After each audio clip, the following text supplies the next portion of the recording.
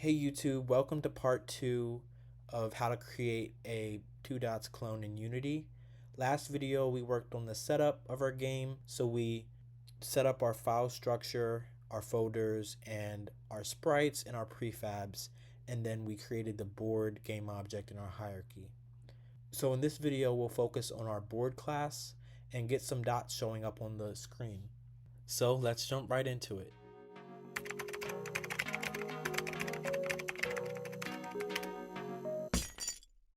Before we get started, I forgot to add something in the setup video. Go to Window and then Package Manager. We need to add the Newtonsoft package. That will help us to handle the JSON files. So click this plus drop down menu and then click Add Package by Name. And the name is com.unity.NuGet.Newtonsoft-JSON. Now, once it's done, it'll show up in our packages folder. So now what I want to do is create the board script. So I'm going to go in my scripts folder and click create and then C# script. And I'm going to name it board. And then what I can do is click the board game object in the hierarchy and drag it in here. So now I'm going to open this and I'm using Visual Studio. And if you want to make Visual Studio your default editor that it opens, you can go to Unity settings, then go to external tools, and then you can click Visual Studio here. I'm just going to delete this. So first thing I'm going to do is I'm going to declare our width and height for the board. And this will be an int. And we're going to call it width with a capital W because it's going to be public. And this is convention to just name public variables or public properties with a capital letter. So I'm going to do these curly braces and then say get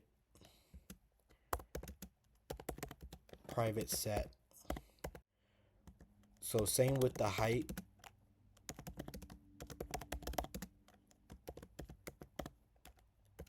It's going to be the same access modifiers.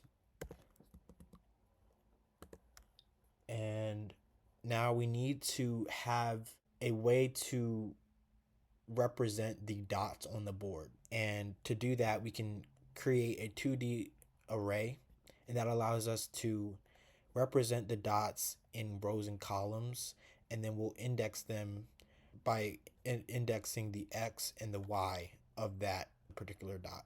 So I'm going to say public dot, and we don't have this class yet, but we're going to make it soon.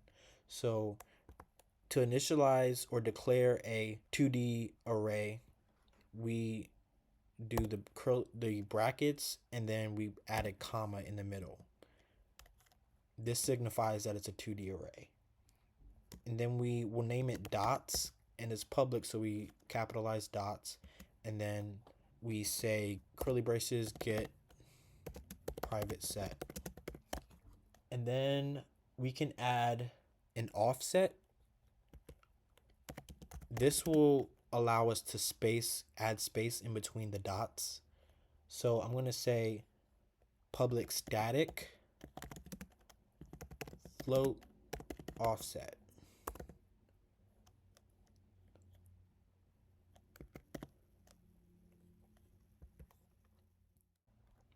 And then I'm going to set it equal to 2.5.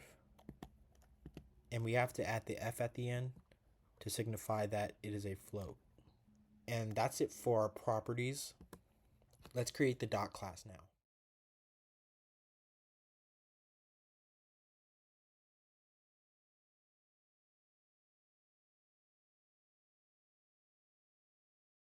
And so for the dot prefab, I'm going to go to the dot prefab, the normal dot prefab, and then add a component, and we're going to add our dot script.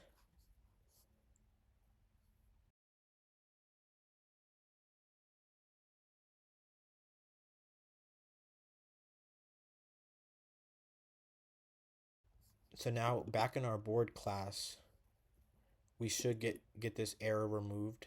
So everything's working, and we can start with the start method. So in the start method, I'm going to say setup board.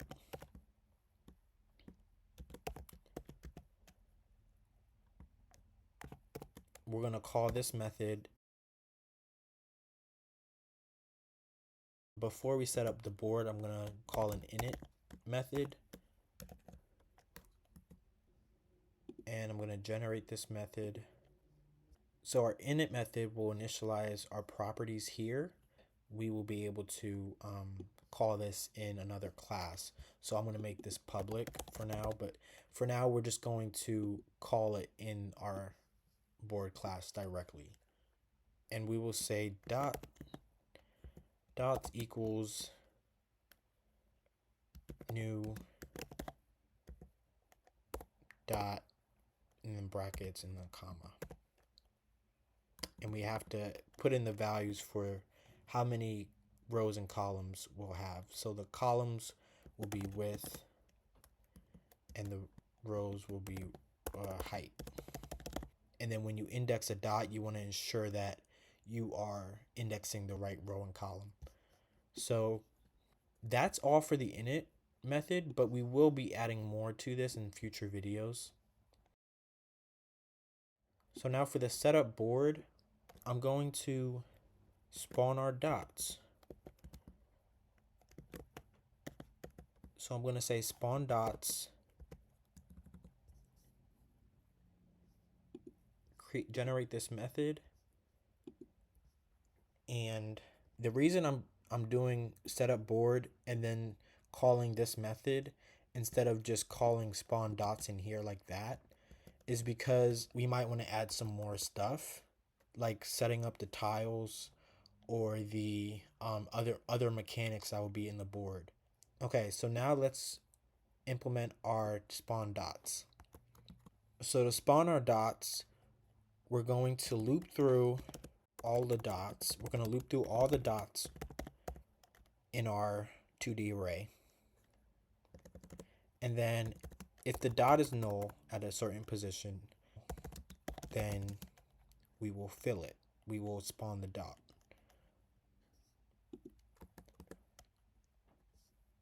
So now I'm going to make a method called spawn dot. This will be private because we don't want any other classes to access it. So that's why all these are private, because we're only going to call these in the board class. And this has a return type of void. And we will implement that later. Let's do our spawn dots method first. So to loop through the 2D array, we're going to do for int row equals 0. Then row is less than the height, row plus plus. So I assume you're familiar with for loops, but basically this is just getting each row in our grid of dots. And when we add another for loop in here, this is called a nested for loop, and we're basically looping through our rows and then we're looping through our columns, and this will get each dot in our array. So column is less than width, and this is just to ensure, these conditions are just to ensure that we don't get an index out of bounds error. So we don't want to index the array beyond the width and height that we set here, because we will get an error of saying that the index is out of bounds. So now we can say if we check if the dot is null. So I'm going to move this comment here, and we say if dot, this is how we index it, we say column row, and this will be dots. So if dots column row is equal to null,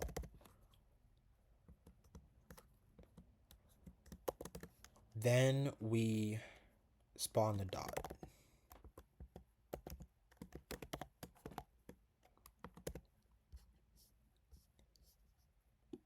So now in our spawn dot method, we can instantiate our dot.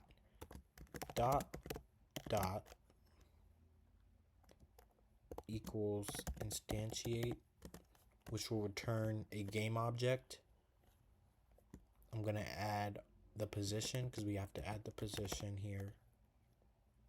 Let's say vector2. We'll have to pass in the row and column. So we'll say int column int row. And so our vector2 will be the column and the row. So the x will be column and the y will be row. So now we'll pass in the game object. So we'll need the dot that we want to spawn. So I'll add a private dots to spawn. And the dots to spawn variable will hold all the dots that we want to spawn in our game. So we can add in normal dots and blank dots for now into our game so that those dots will spawn on the board. So this will be an array. And since it's private, we're not going to be able to add our dots in the inspector. So we have to say serialize field. And this is good practice because it allows other classes to not be able to access this, because we don't need other classes to access it. And we are able to control our state in this board class. And we only want the inspector to be able to give us access to it so we can populate the array. So this will be serialize field in here.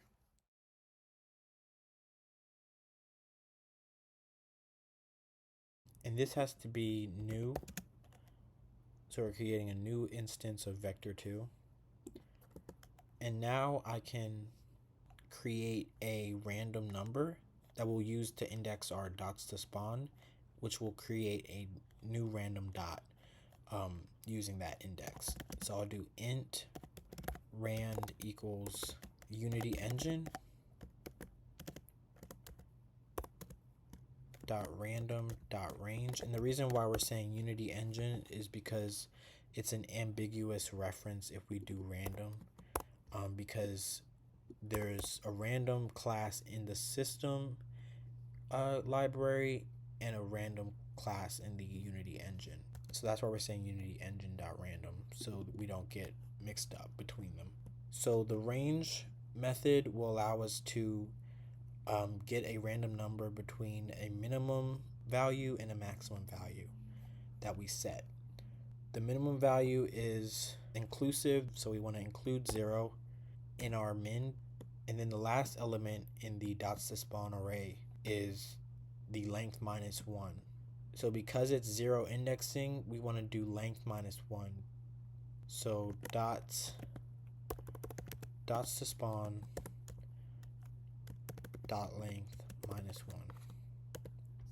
Then we can do dots to spawn in here for our game object and index rand, and then we'll say dot game object to get get the game object, because that's what we have to pass in. And then we can say quaternion dot identity. So we put that so that we get no rotation in the game object because we don't want it to be rotated. I actually did this backwards, so the prefab or the game object goes in the front or goes first, and then we do the position, then no rotation here. So then we do get component dot, and that's how we get the component that is on this game object. The component is the dot class. Now let's say dot name equals, we'll say we'll just give it coordinates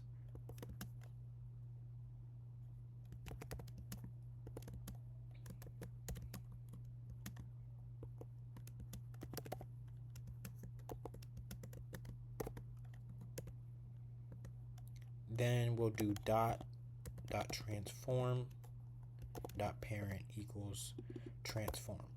So what this is doing is putting the dot game object within the transform of this board. So this just helps us organize our hierarchy. So what I'm doing is I'm putting each dot inside of the board class.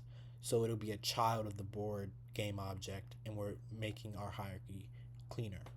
So that's it for the spawn dot method. Now in here we have to pass in, because it's expecting column and row, so we have to pass in the column here and the row. Now we can add our dots that we want to spawn in our board game object. So we can open our prefabs and add this normal dot.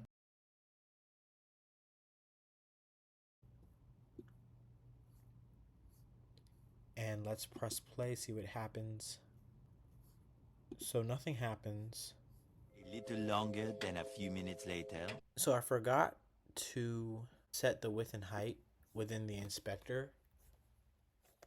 So what we can do is just delete this. Let's just make it private just for safe measures, and then say serialized field. I'm just going to copy and paste it.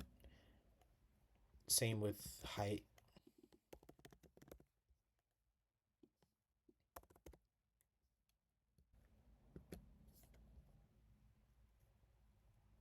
Now we can set the width and height in the inspector.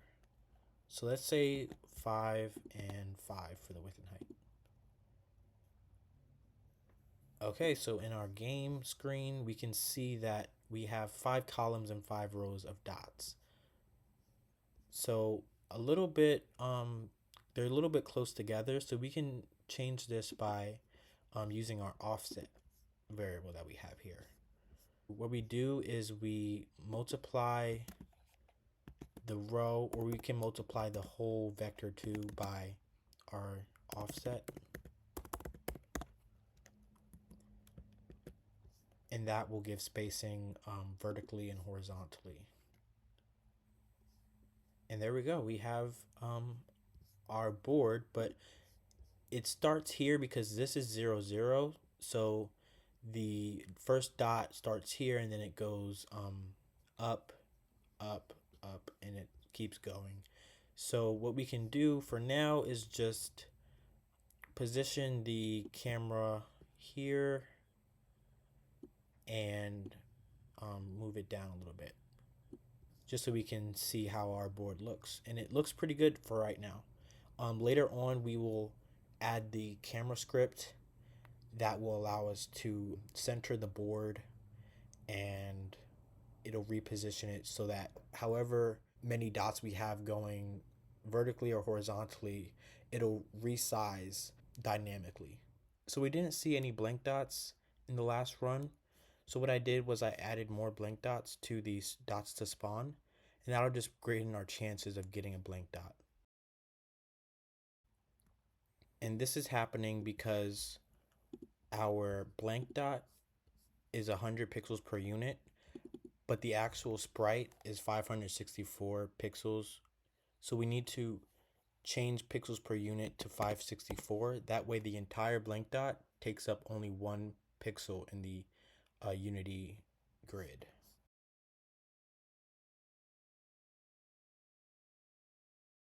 So now if we play it, we get the blank dots, and they're the perfect size. So we have our board working, guys. So I will end this video. In the next video, we will work on fleshing out the normal dot class and giving the dots different colors and having the board look colorful. So thanks for watching, and I will see you next time. Have a good day.